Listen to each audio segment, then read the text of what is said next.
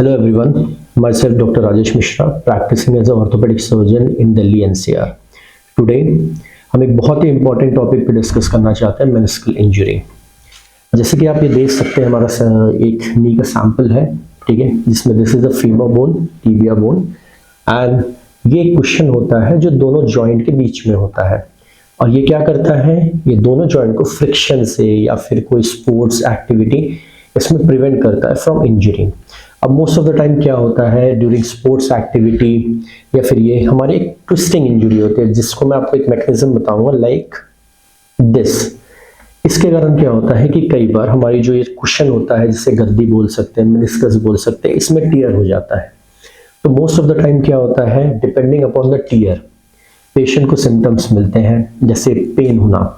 अब अगर जैसे लैटरल मेनिस्कस का टियर होता है तो लैटरल साइड पेन होता है, मीडियल मेनिस्कस का टियर हो तो मीडियल साइड पेन होता है। इसमें दो तीन टाइप्स होते हैं, जैसे बकल हैंडल टियर हो गया है, कंप्लीट टियर हो गया है, पार्शियल टियर हो गया है। कई बार पेशेंट प्रेजेंट करता है पेन के साथ। सेकेंड मोस्ट कॉमन जो सिम्टम्स होते हैं वो लॉकिंग, कि जैसे आप अपना घुटना मोड़ रहे हैं, फिर उसे जब आप स्ट्रेट करने जा रहे हैं तो वो पूरा स्ट्रेट नहीं होता है। तो this are the most common symptoms जो हमें मेनिस्कल इंजरी में मिलते हैं।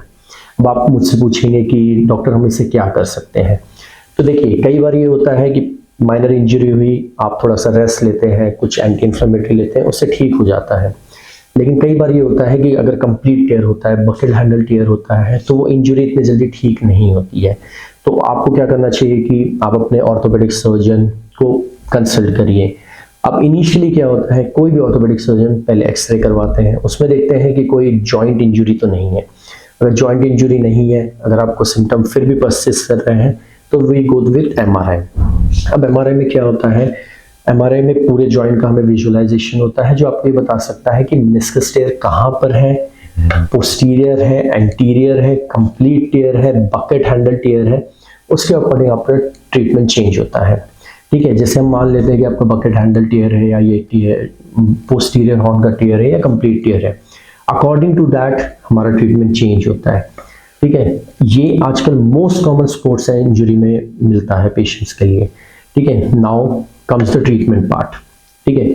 ट्रीटमेंट में अगर माइनर टियर है तो nothing to be worried of, लेकिन जैसे मैं आपको बता रहा था कि बकेट हैंडल टियर होता है, कंप्लीट टियर होता है, तो that time we need surgery. And it's not important कि surgery we do only with the help of MRI. It depends upon the patient, complications, patient complaint and everything. अगर patient हमें बोलता है कि sir मैं अपनी डेली रूटीन एक्टिविटीज कर रहा हूँ, मुझे पेन हो रहा है, मैं अगर स्टेयर्स क्लाइंब कर रहा हूँ, मुझे पेन हो रहा है, व्हेन आई एम सिटिंग मेरा नी जो है वो लॉक हो जा रहा है, at that time we need surgery, ठीक है। अब आप मुझसे पूछेंगे सर्जरी हम कैसे करते हैं, तो जैसे जैसे अभी रिसेंट एडवांसेस आ रहे हैं, सर्जरी इतनी अच्छी और स्पेसिफिक हो चुकी है कि we do it with a keyhole surgery with the help of arthroscopy. What we do it on arthroscopy, only 2.5 centimetre के इंसिजन्स होते हैं, जिसमें हम मीडियल और लैटरल विजुअलाइजेशन करते हैं आफ्टर, जिसे हम कहते हैं आर्थ्रोस्कोपिक विजुअलाइजेशन। उसके बाद हम ये देखते हैं कि कौन सा टियर है, कैसा टियर है।